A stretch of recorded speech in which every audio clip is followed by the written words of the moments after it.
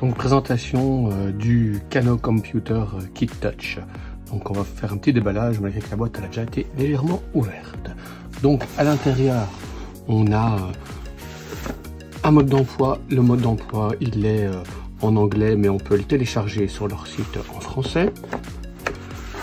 Et vous avez une série de petits stickers comme ceci qu'on peut utiliser mais qui ne servent pas à grand chose.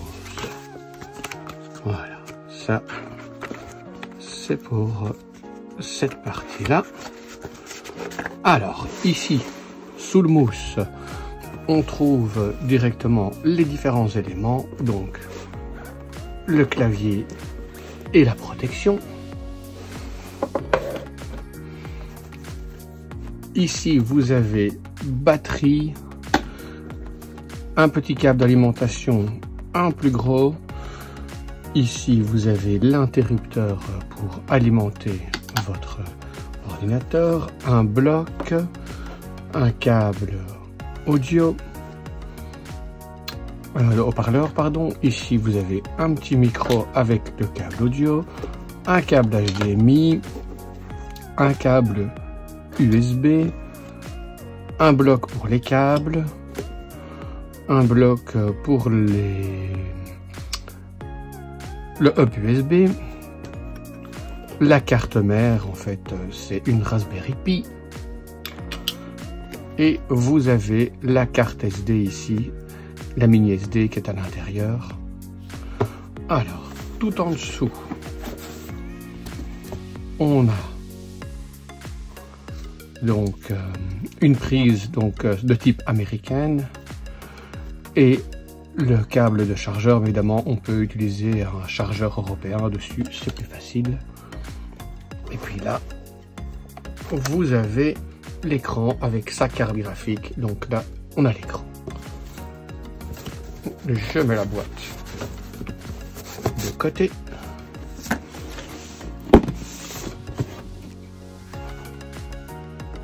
Et nous gardons le mousse pour placer. Donc, première petite chose à placer, donc vous avez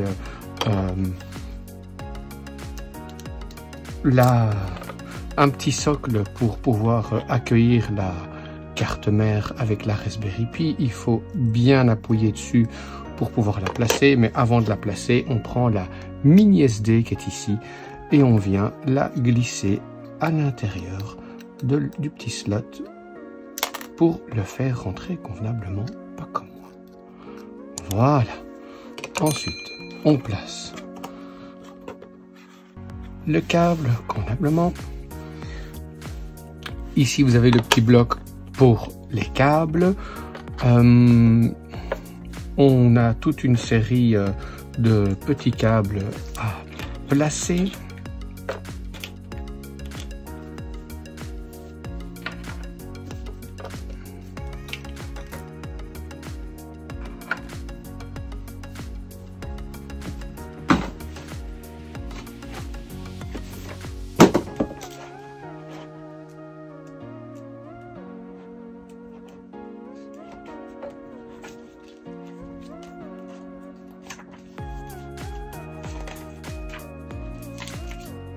Alors, on va commencer par le câble HDMI qui se place dans la carte mère du Raspberry Pi et qui se place dans la carte graphique de l'écran. Important de bien enfoncer, et puis on peut bien placer le câble dans le petit bloc qui permet au câble d'être soutenu.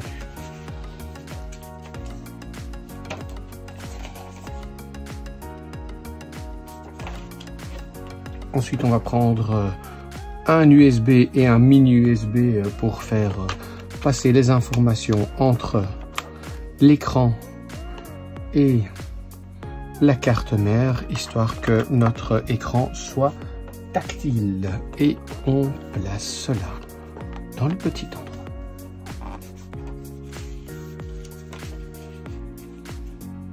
Ensuite, on va prendre les haut-parleurs. Alors, les haut-parleurs, on va placer un USB dans la carte mère et on va placer le petit jack audio dans la carte mère du Raspberry Pi. Et puis on va placer notre haut-parleur au bon endroit en utilisant le guide pour le câble.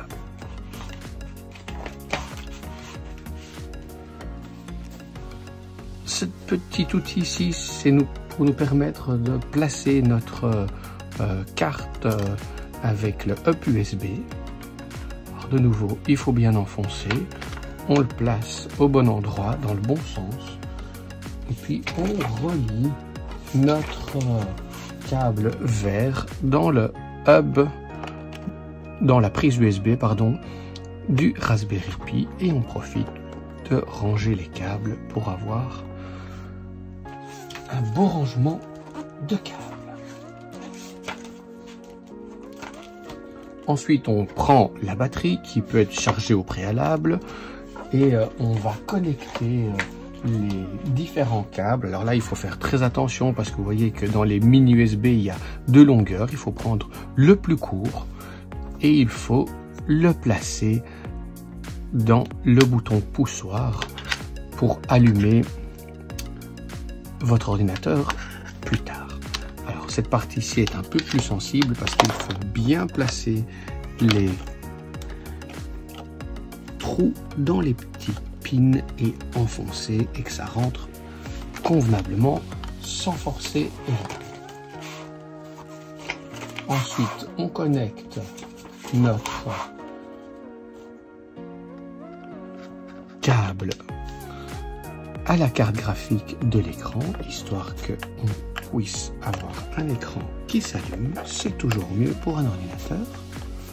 Et on en profite de la dernière petite baie de libre pour le câble qu'on branche évidemment dans la batterie.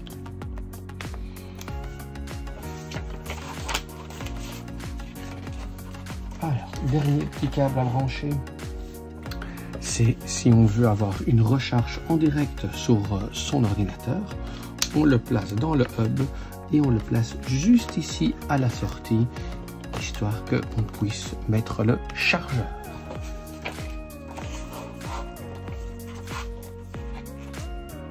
Alors, ensuite, on prend le clavier.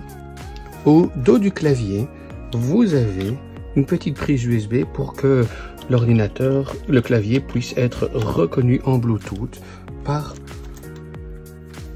l'ordinateur. On peut retirer ce petit cache-ci et on peut découvrir sous le cache qu'il y a en fait un petit câble là pour qu'on puisse recharger le périphérique clavier parce que le petit bouton pour le faire démarrer est juste ici. Donc si j'appuie sur le petit bouton, vous avez la petite lumière verte qui se met à clignoter. Je réappuie pour l'éteindre, étant donné que pour le moment, on le laisse éteint. Nous n'avons pas encore terminé.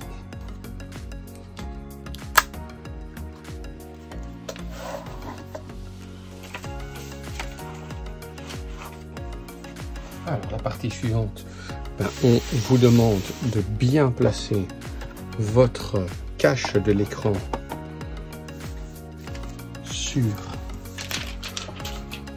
la partie de l'ordinateur. Voilà, il est bien fermé. On a la possibilité de ranger son clavier à cet endroit-ci, à condition de mettre les petits aimants au bon endroit. Voilà. Et on va passer à la dernière partie, c'est retirer la protection qui se trouve sur notre écran.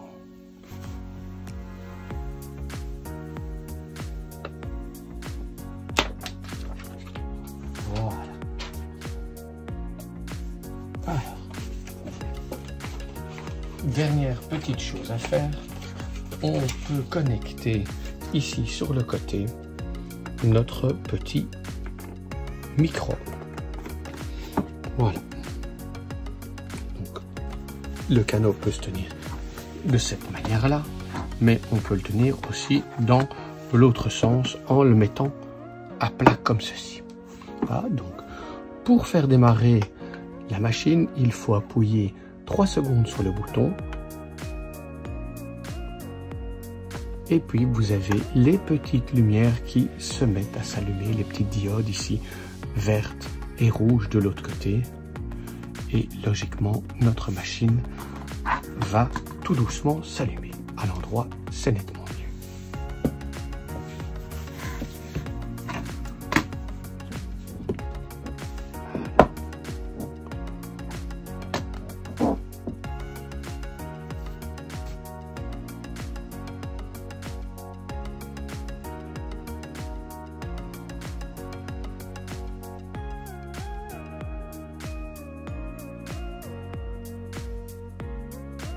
Juste le temps qui boot convenablement.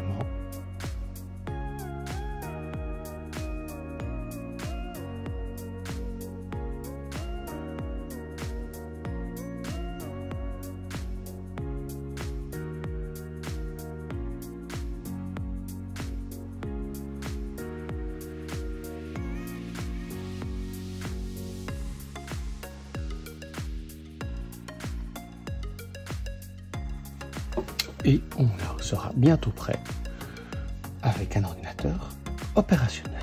J'ai vu, c'est un jeu d'enfant pour monter ce genre de choses, très intéressant dans le cadre scolaire pour que les élèves comprennent les différents éléments d'un ordinateur de manière assez simple.